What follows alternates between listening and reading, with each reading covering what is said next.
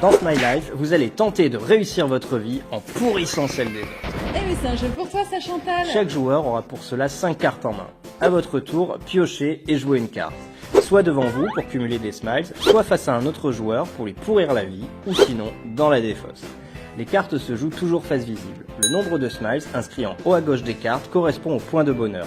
Le but du jeu est d'en avoir le plus possible. Vous pouvez commencer la partie en posant par exemple des études. Cumuler des études au fur et à mesure, en plus d'apporter des smiles, permet ensuite de poser un métier. Le nombre d'études minimum requis pour chaque métier est inscrit en haut à gauche de la carte.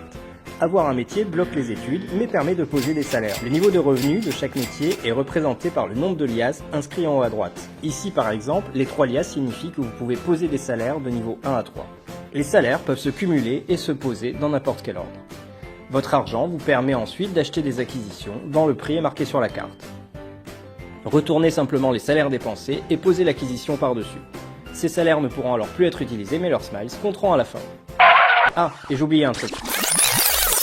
Avoir un métier bloque les études, mais permet de poser des salaires.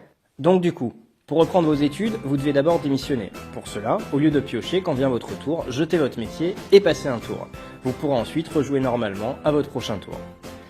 Sachez au passage que certains métiers ont des avantages professionnels avec différents effets et parfois aussi des statuts professionnels. Le statut d'intérimaire vous permet de démissionner sans passer de tour et le statut de fonctionnaire vous protège des licenciements. Incroyable. Passons maintenant à la vie sentimentale. C'est pas trop tôt. En parallèle de votre vie professionnelle, vous pouvez aussi poser des flirts. Un flirt minimum ou plus vous permet ensuite de vous marier. Et une fois marié, vous pouvez poser des enfants. Heureux, ça. Vous pouvez bien sûr aussi parfois avoir des enfants sans être marié. Ça dépend des flirts. Oups. Par contre, une fois marié, vous ne pouvez plus flirter. Mais là encore, il y a des solutions. Poser l'adultère vous permet de continuer de flirter en étant marié. Ah ouais. Mais c'est risqué, car en cas de divorce infligé par un autre joueur, vous perdez non seulement votre mariage, mais aussi vos enfants. Ça fait mal ça. Et oui, dans Smile Life, on peut aussi pourrir la vie des autres en leur infligeant des malus.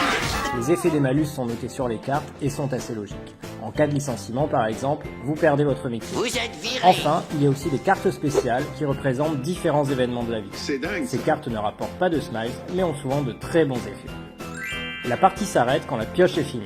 Chacun compte alors le nombre de smiles posés face à lui. Celui qui a le plus de smiles remporte la partie.